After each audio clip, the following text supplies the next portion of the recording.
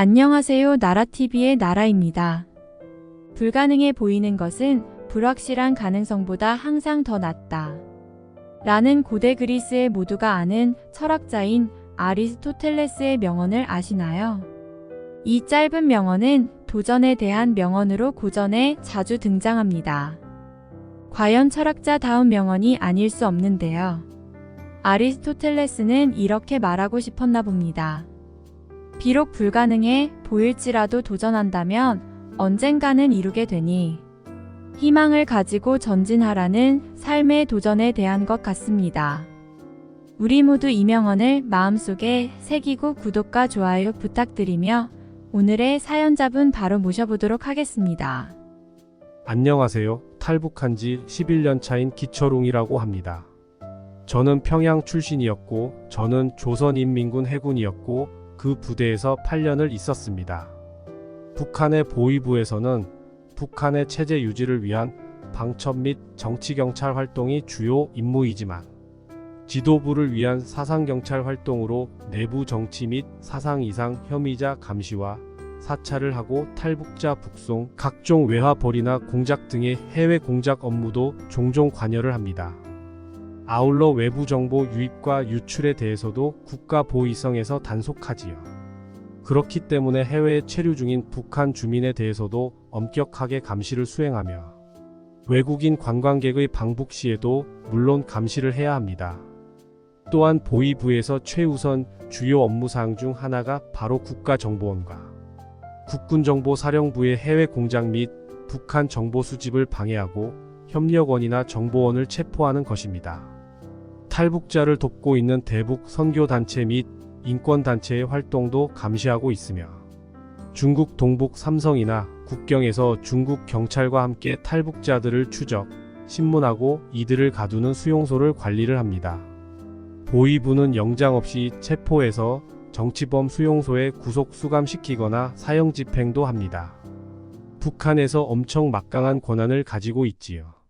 할 일도 많고 보위부 내에서도 또한 단속도 심한지라 말 그대로 엄청 빡세요. 우리가 조금만 실수해도 징계감이고요. 그래서 완벽한 엘리트들이 많이 들어옵니다. 실수는 반드시 없어야 하니까요. 그에 비해 북한의 해군은 대표적인 북한의 군인보다는 현저히 후달립니다. 보위부에서 하는 각종 일들을 저희가 도움되는 선에서는 맡아서 하지만 턱없이 부족하고요. 그리고 지리적인 제약상 동해 함대와 서해 함대 간의 교류가 사실상 불가능하기 때문에 사령부가 두 개로 분리되어 있습니다. 남해가 있어서 함대를 유동적으로 운용할 수 있는 대한민국과 달리 이는 북한 해군에게 태생적인 약점으로 작용합니다. 쉽게 말해서 어느 한쪽이 두들겨 맞고 몰살을 당하더라도 다른 함대가 지원을 해줄 수가 없습니다. 그저 다른 한쪽이 잘 싸우길 빌어야 할 뿐. 철저하게 미사일 아니면 육군이나 공군의 지원에만 의존해야 하는 처지입니다. 북한군도 그 점을 잘 알고 있기에 해안선이 단조롭고 수심이 깊은 동해함대 사령부는 다수의 잠수함과 이들을 호위할 중형함 위주로 복잡한 해안선의 황해도가 불치망모 역할을 할 수 있는 서해함대 사령부는 공기부양정과 고속상륙정 위주로 구성했지요. 숫자상으로는 굉장히 많지만 수상 전투함 중 200척에 가까운 수량이 초계용으로조차 제대로 못 써먹는 어뢰정입니다. 그냥 고물이죠. 가난해도 보병, 머릿수로 그나마 비빌 수 있는 육군과 달리 해공군은 돈이 많이 들고 힘듭니다. 낡고 작은 함선이 대부분이라 미국 국방정보처에서는 북한 해군을 연안해군으로 분류하며 50해리 이상에서의 작전은 어렵다고 보고 있죠. 북한 공군도 기름이 없어서 훈련을 못하고 박물관급 비행기들을 보유하듯이 북한 해군도 우스꽝스러운 수준으로 전락한 지 오래입니다. 공군조차 조종사들이 바닥에 지도 펴놓고 그 위를 계기판과 전투기 모형 들고 다니며 훈련하고 있으니 해군도 최소한의 어로 보호나 대남 도발 시 출항이나 겨우 하는 수준합니다. 함정을 지휘할 군관들은 그나마 북한 영화 내가 설 자리에서 교육, 훈련용 아날로그식 미니어처 시뮬레이터로 배웠으며 이걸로 때워서 기동수를 머리로는 알고 있겠지만 예하 승조원들이 실제 해보질 않으니 당연히 숙련도는 높지 않습니다. 많이 저조하죠. 질적 수준도 이미 수차례 교전에서도 증명되었듯 다수의 200톤 이상급 호위함과 3,900톤 이상의 한국형 구축함을 보유한 대한민국의 수상함 전력의 압도적인 열세를 보이고 있죠. 그래도 점점 나아지고 있는 추세이긴 합니다. 정작 해병대는 없지만 해상 저격 여단이 해병대를 겸한 특수부대 노릇을 하는 거죠. 그래서 보위부 동무들이 엄청 무시도 합니다. 가서 개수영이나 하면서 물장구나 치라고요. 하지만 저희 사명감은 나름 높았었습니다. 북한의 실체를 보기 전까지는요. 어릴 때부터 물을 좋아하고 수영을 잘했었습니다. 수영 선수가 되려고 했었지만 부모님은 반대했었고요. 그래서 겨우 고집 부려서 간 게 해군이었단 말입니다. 당연히 어른들은 제가 보위부에 가길 바랬었죠.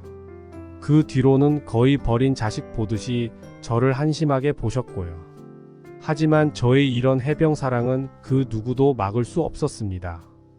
그렇군요. 대한민국은 공권력이 약해서 법 또한 많이 약한 편인데 북한은 또 말도 안 되는 공권 체제가 이루어지고 있군요.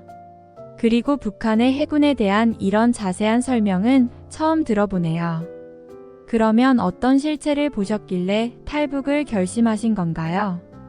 예, 더 자세히 예시를 알려드리자면 보위부에 의해 체포될 경우 숨기고 온 돈이나 물품은 없는지 검사를 합니다. 필요시 남녀 상관없이 나체로 만들고 검사는 물론이고요. 만약 발견될 경우 차마 말하기도 힘든 더 혹독한 고문을 당하고는 합니다. 그리고 또 진술서를 무한 반복해서 쓰게 합니다.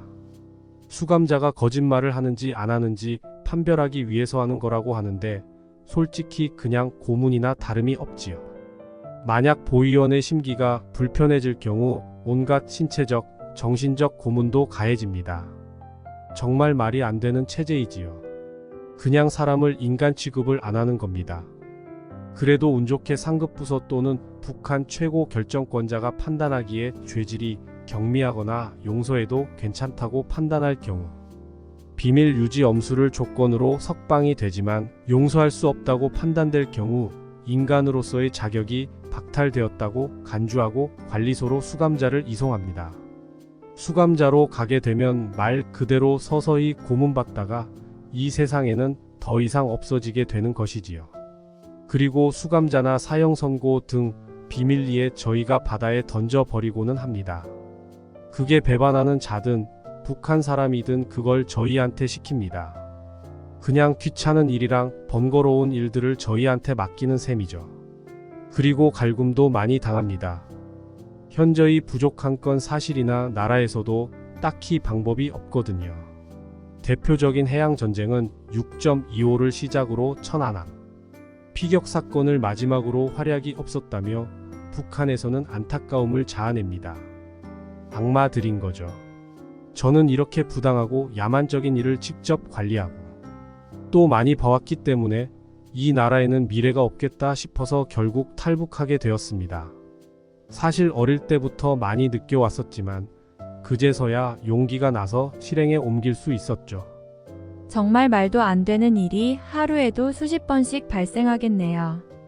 아무 죄 없는 사람들은 비참하게 생을 마감하는 거고요.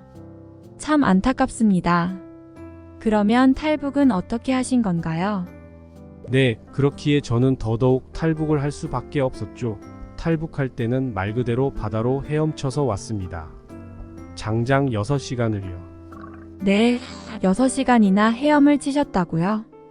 네, 안 믿기실 수는 있겠지만 그때 당시 서해안을 6시간 동안 헤엄쳐서 왔습니다. 대략 6km를 바다에서 맨몸으로 이동한 거죠. 그때만 생각하면 너무 아찔합니다. 거의 죽기 살기로 헤엄만 쳤죠. 바다 6km는 완전 다르거든요. 그리고 서해가 조류가 정말 말도 안 되게 세거든요. 물 빠지고 장난 아니거든요. 보통 대한민국 해병대 합격 조건도 맨몸 4km, 오리발 8km가 되어야 합격이 가능하다고 하더군요. 그만큼 정말 죽고 싶을 정도로 힘들었습니다. 계속 오는 조류 때문에 가도 진전 없이 제자리에서 헤엄칠 수밖에 없었거든요. 저는 수영을 잘했는데도 말이지요. 그냥 그때 당시에는 내가 지금 뭐 하는 거지, 여기서 살아남는 것도 천운이다. 이 생각만 머릿속에 맴돌았어요. 근데 정말 놀라웠던 게 대한민국 국군 시스템이 얼마나 대단하냐면요. 제가 북한에서 출발한 걸 대한민국 해병대가 알고 있었더군요. 물에 들어간 거를요. 우리 국군 열감지 시스템에 척발된 거예요.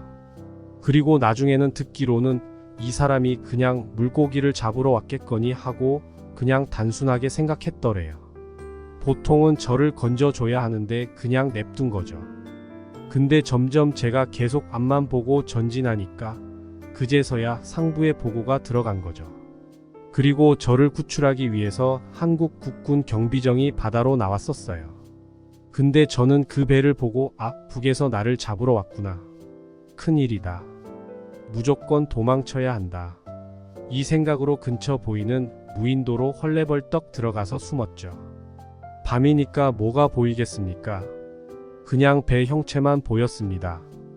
그리고 또 해병대에서 저를 왜 못 찾았냐면 열감지 시스템으로.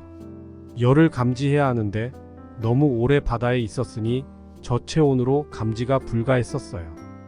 옷도 방수복처럼 일체형의 솜 점퍼로 완전히 무장하고 끈도 밖으로 매서 물이 잘 스며들지 않도록 입었었는데도 말이지요.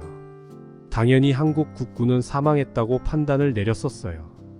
그러고 돌아갔는데 다음날 또 무인도에서 사람 하나가 보이니 또 상부에 보고를 드리고 그제서야 저를 구출할 수 있었죠. 무인도의 하룻밤도 너무나 길었습니다. 야생 모기도 엄청 큰데 너무 강하고 물리면 장난 아니게 붓거든요. 너무 가려운데 따갑기도 하고요. 누구한테 주먹으로 맞은 것처럼 피부가 솟아오릅니다. 그렇게 마지막까지 고생이란 고생은 다하고 구출이 되었죠. 그리고 저는 북한의 보위부 출신이었으니 북한의 기밀 유지를 공유하는 조건으로 수당도 많이 받았었습니다. 억 단위로 받았었죠. 근데 제가 더 놀라웠던 점은 한국의 국방부가 정말 북한의 많은 정보를 알고 있더군요. 아마 제가 더 모르는 기밀들이 많겠지만 전 북한이 더 많을 거라고 생각을 했었는데 완전 착각이었던 겁니다. 대한민국을 만만하게 볼 게 아니었다 이거죠. 그리고 대한민국의 수도도 지방도 다 너무 아름답고 깔끔하게 잘 되어 있고 서울과 평양은 비교가 안 되더라고요. 제가 가장 좋아하는 것은 서울의 한강의 그 잔잔함이 저에게는 위로가 되었습니다. 물이라면 지긋지긋하지만 한강이 주는 그 느낌은 낮이나 밤이나 위안이 되더군요. 저는 현재 서울에서 거주하며 열심히 잘 살고 있습니다. 대한민국에 와서 하나 아쉬운 것은 하루라도 더 빨리 탈북을 감행할 걸 후회하곤 합니다. 멋진 도시와 친절한 사람들, 일상이 위험하게 느껴지지 않는 이 분위기에 처음으로 마음 놓고 울고 먹고 자며 그동안의 제 인생이 참혹했었습니다. 늘 피폐했거든요. 자유로운 이 분위기에 감시하는 사람도 없고 제가 누굴 강제로 괴롭히지 않아도 되며 사람들의 울부짖음을 안 들어도 되고요. 그리고 한국은 정말 못 사는 나라의 음식도 이상한 걸 먹는 줄 알았는데 하나같이 다 맛있더군요. 처음으로 국밥을 먹어봤는데 그렇게나 맛있을 수가 없었습니다. 저는 한국에 처음 와서 국밥에 소주를 먹어봤었어요. 요즘에도 혼자 그렇게 먹고 다닌답니다. 그리고 북한에서 파는 닭하고는 차원이 다르더군요. 치킨과 맥주에도 엄청 빠졌습니다. 간간히 탈북민 친구들과 치맥을 합니다. 제 진정한 행복은 여기에 있었던 거죠. 저는 제가 먹을 것을 별로 안 좋아하는 줄 알고 살아왔는데 한국 와서는 하도 먹어서 살이 15kg나 쪘습니다. 처음으로 배가 나와 봅니다.